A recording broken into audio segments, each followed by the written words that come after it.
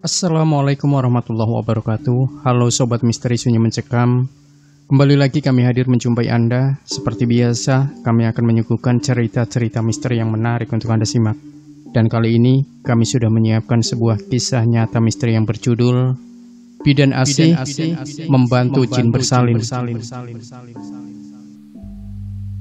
Kampung yang dulu didatangi Asih dan Sudarso kini dikenal dengan berbagai nama. Dulu mereka menyebutnya Kampung Melati.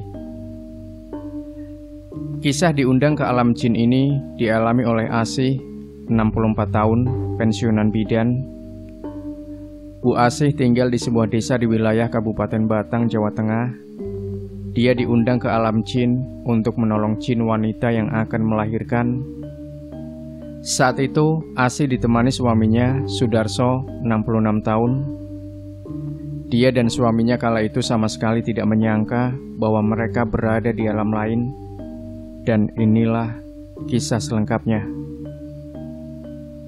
Awal 1980, malam itu sehabis sholat Isya, Asih sedang berbincang dengan suaminya sambil menyusui anak laki-lakinya, yaitu Bondan 1 tahun. Tiba-tiba pintu rumahnya diketuk orang. Suaminya membukakan pintu dan mempersilahkan tamunya masuk. Tamunya seorang laki-laki berusia sekitar 30 tahun, berpakaian rapi. Dia memakai kemeja batik warna coklat dan bercelana hitam. Ada sedikit keanehan dari tamu ini. Telinga kanan tamunya memakai anting-anting emas. Tentu saja pada tahun 80-an waktu itu, rasanya janggal melihat laki-laki memakai anting emas, cuma sebelah pula. Tamu itu memperkenalkan diri, namanya Waseso. Pak, saya datang ke sini untuk meminta pertolongan kepada Bu Asih. Malam ini istri saya akan melahirkan anaknya yang pertama. Mohon dibantu proses kelahirannya, pinta Waseso. Jadi harus malam ini saya ke rumah panjenengan, tanya Asih. Iya Bu, malam ini juga. Saya sekeluarga tinggal di desa sebelah Kampung Melati, jawab Waseso. Setelah menitipkan bayinya kepada neneknya, ditemani Sudiro, Asih menuju Kampung Melati. Mereka berdua berboncengan motor, mengikuti tamunya dari belakang yang juga mengendarai sepeda motor. Sekitar 15 menit perjalanan, mereka sudah masuk Kampung Melati. Kampung yang mereka tuju tampak tertata rapi, jalan kampung mulus, nyaris tanpa lubang. Rumah di Kampung Melati berderet teratur. Asih dan Sudarso sampai Kampung Melati pukul 8 malam kurang. Namun anehnya, belum ada pukul 8, tidak ada satupun pintu rumah terbuka. Juga tidak tampak anak-anak bermain di halaman, padahal bulan bersinar terang.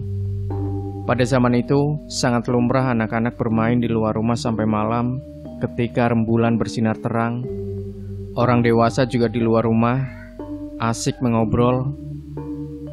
Namun malam itu, Kampung Melati sunyi senyap. Asih dan Suharso dibawa ke sebuah rumah joglo dengan halaman luas. Sepasang pintu dengan tinggi lebih dari 2 meter menyambut mereka. Silakan masuk, Pak dan Bu Asih. Waseso mempersilahkan kedua tamunya. Kepada Bu Asih, saya persilahkan langsung ke kamar istri saya. Dia sudah lama menunggu. Bu Asih dengan peralatannya langsung masuk ke kamar istri Waseso. Dia melihat seorang perempuan muda berusia sekitar 20 tahun tengah berbaring, ditunggui wanita parubaya yang Asih duga sebagai ibunya. Setelah berjabatan dengan tangan Asih, perempuan itu memperkenalkan diri. Nama saya Wisasi, hampir sama dengan nama suami saya. Ini ibu saya. Beliau biasa dipanggil Nyai Asih. Namanya sama seperti nama Bu Asih, kata istri Waseso sambil menyungkingkan senyum yang terasa janggal. Asih menangkap keganjilan itu, namun dia tidak bisa mengurai rasa aneh yang mulai terasa. Sebenarnya di kampung kami ada seorang perempuan tua yang bisa memberikan pertolongan persalinan. Tetapi anak perempuan saya ini minta agar persalinannya ditolong oleh Bu Asih. yang sudah dikenal namanya oleh warga kampung Melati. Menantu saya, Waseso, setelah surup langsung datang ke rumah Bu Asih. Asih menganggukkan kepalanya pelan. Bagaimana dirinya bisa dikenal di sebuah kampung yang tidak dia kenal? Namun, alih-alih mengejar rasa ingin tahu, dia menjawab, "Terima kasih Bu atas kepercayaannya mengundang saya kemari." Asih menjawab sembari melirik kaki Nyai Asih yang duduk selonjor di atas pembaringan anaknya. Hati Asih tercekat. Dia melihat kaki kanan Nyai Asih ternyata memakai binggel atau gelang kaki terbuat dari perak. Kaki kanan Wisasi juga sama, memakai binggel dari material serupa. Pemandangan seperti itu tidak bakal ditemui di desanya. Melihat tamunya memandangi kaki kanannya walau sekilas, Nyai Asih cukup tanggap. Dia berkata, "Di kampung kami semua wanita memakai binggel. Juga pria yang sudah beristri wajib memakai anting emas di telinga kanannya. Untuk pria lajang wajib memakai anting perak. Ini merupakan ciri khas warga kampung Melati. Kalau di desa Bu Asih, hal ini pasti tidak biasa," ucap Nyai Asih. Asih lahir dan beranjak dewasa di Batang, kota yang dijuluki kota alas roban, dan belum pernah mendengar ada sebuah kampung yang mempunyai tradisi seperti itu. Padahal kampung Melati tidak jauh dari desanya. Kenapa ada kampung dengan tradisi aneh, tapi dirinya tidak pernah mendengarnya? "Besok saya akan datang menemui Pak Lurah untuk meminta penjelasan agar saya tidak bingung," kata Bu Asih dalam hati. Proses kelahiran bayi Wisasi berjalan normal. Setelah bukaan 8, bayi berkelamin laki-laki yang masih merah itu lahir dengan lancar dan selamat. Tangisan pertama si bayi terdengar nyaring, dan sebelum dibersihkan oleh Asih, diperlihatkan wujudnya kepada ibu si bayi. Usai dibersihkan, bayi Wisasi lalu diserahkan kepada ibunya dan diletakkan di sampingnya. Setelah cukup berbincang, malam itu juga Asih dan suaminya berpamitan. Tiada hentinya Waseso dan istrinya mengucapkan terima kasih. Tidak lupa Waseso menggulungkan amplop yang cukup tebal sebagai ongkos persalinan. Asih dan suaminya lega, sekaligus senang bisa pulang bawa uang. Saat perjalanan pulang, Asih dan suaminya sengaja berjalan pelan sambil mengamati kampung Melati. Suasana semakin sepi. Kalau Asih tak salah mengingat, bunyi serangga pun tidak ada. Yang terdengar adalah suara debur ombak seperti di pantai. Suaranya sayup-sayup. Asih dan suaminya sempat heran, karena desa mereka di Batang cukup jauh dari pantai yang sekarang bernama Pantai Sigandu. Asih dan suaminya juga ingat kalau malam itu bau melati tercium cukup kuat. Padahal Sudarso sangat yakin kalau di depan rumah-rumah warga yang mereka lewati tidak ada yang menanam melati. Lalu, bau bunga melati itu berasal dari mana? Kami gak berani mikir macam-macam. Kami sadar saat itu kami sedang berada di kampung orang yang baru pertama kali kami datangi. Meskipun lokasinya terasa tidak jauh dari desa kami, ujar Asih sambil berusaha mengingat. Kepada saya, Asih menceritakan kejadian di sisa semalam yang bikin heran itu. Ketika kami sudah berada di rumah, saya melihat anak laki-laki saya tidur pulas di keloni neneknya, sedangkan kakek sedang menonton televisi hitam putih. Setelah membersihkan diri dan duduk sejenak di depan suami saya membuka amplop pemberian Waseso. Lalu ada suara guntur menggelegar. Barangkali saya tidak sekaget ketika melihat isi amplop yang saya terima. Ternyata amplop tebal yang saya terima berisi potongan daun dan bunga melati yang sudah mulai mengering. Saya terpekik kaget sekaligus takut hingga nyaris pingsan. Untung suami saya dengan sigap menahan tubuh saya sehingga saya tidak terperosot jatuh dari kursi. Atas saran kakek, amplop dan isinya dibuang ke sungai kecil di belakang rumah mereka. Tentu saja tidak asal buang. Amplop dan isinya terlebih dahulu dibacakan mantra tolak bala oleh sang kakek yang di desanya dikenal sebagai orang waskita. Setelah membuang amplop dan isinya ke sungai, kakek Asih tersenyum. Menurut petunjuk yang diberikan kakek, Asih dan Sudarso diminta berkunjung lagi ke Kampung Melati. Pesannya, berangkat pagi saja, jauh loh kampungnya itu. Asih dan Sudarso sedikit protes. Semalam mereka yakin betul cuma butuh 15 menit untuk menuju Kampung Melati. Si kakek cuma tersenyum. Meski agak protes, Asih dan Sudarso berangkat pagi-pagi sekali ke Kampung Melati. Mereka menyusuri jalan ketika dibimbing Waseso menuju Kampung Melati. Asih dan Sudarso merasa sudah menempuh perjalanan agak lama, tapi tak kunjung sampai. Keduanya sempat bertanya ke beberapa warga yang berpapasan, namun tidak ada yang pernah mendengar Kampung Melati. Asih dan Sudarso berusaha keras mengingat berbagai hal yang bisa jadi petunjuk. Sudarso teringat bahwa tadi malam sayup-sayup keduanya mendengar suara debur ombak. Jadi masuk akal kalau Kampung Melati terletak tidak jauh dari pantai. Tapi pantai jauh, Pak. Bisa 1 jam lebih dari sini. Tapi semalam itu cepat banget sudah sampai ke rumahnya Waseso. Kata Asih agak gusar. Sudarso berpikir dalam diam. Sudarso bercerita kepada saya. Setelah berunding sebentar, Asih dan Sudarso memutuskan menuju Pantai Sigandu.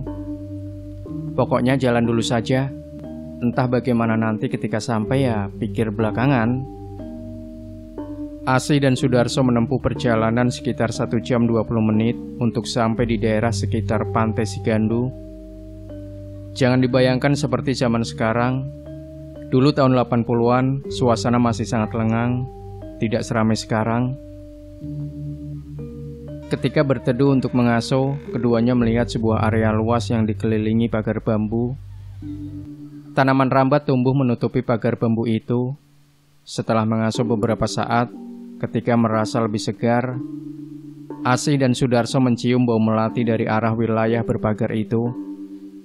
Ternyata mereka tiba di sebuah kebun melati yang luasnya berpuluh hektar, terletak di dekat pantai. Asih dan Sudarso berjalan mendekati ketika bapak tua keluar dari pagar bambu itu. Mau ada perlu apa? Tadi malam kami kesini, Pak. Kelihatannya seperti kampung, bukan kebun, jawab Sudarso.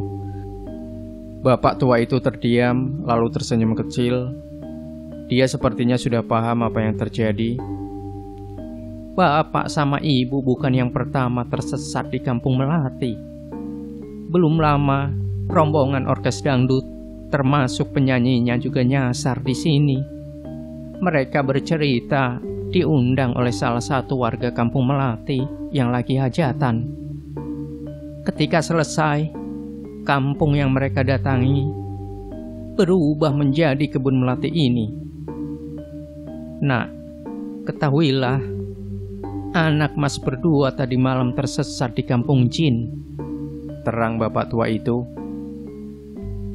Perjalanan kami semalam, kalau tidak keliru hitung, hanya 15 menit, Pak, kejar Sudarso. Kalau sekarang?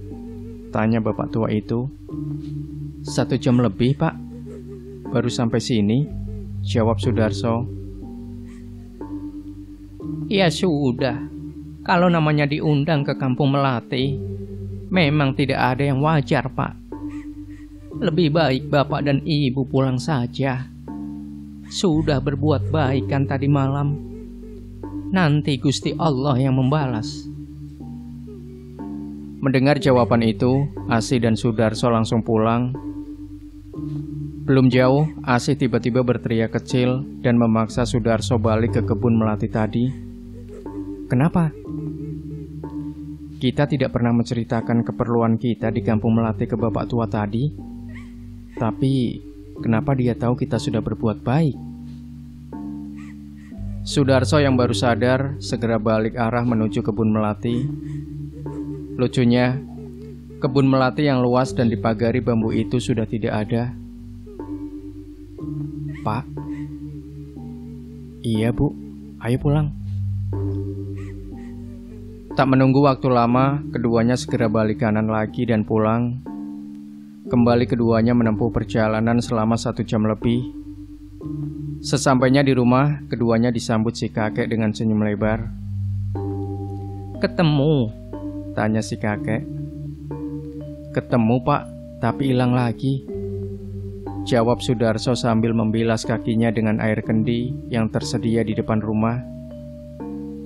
Ya sudah berbuat baik, biar Gusti Allah yang membalas, jawab si kakek lalu ngeloyor pergi. Asih dan Sudarso saling tatap dan tenggelam dalam rasa heran. Belum lama ini, saya, Asih dan Sudarso ngobrol lagi soal kejadian yang telah lampau itu. Asih teringat sesuatu. Saya jadi ingat ketika ikut pengajian, mengutip ayat Al-Quran, Pak Ustadz menjelaskan, Allah Subhanahu wa Ta'ala menciptakan jin dan manusia untuk beribadah kepadanya. Apa yang mungkin soal berbuat baik juga? Kata Asih yang kini sudah berusia 64 tahun. Dan Asih adalah adik saya tercinta. Demikian Sobat Misteri Sunyi Mencekam. Jangan lupa berikan komentar Anda, like, share video ini, subscribe channel Sunyi Mencekam, dan kembali nantikan cerita-cerita misteri terbaru dari kami setiap harinya. Sampai jumpa. Wassalamualaikum warahmatullahi wabarakatuh.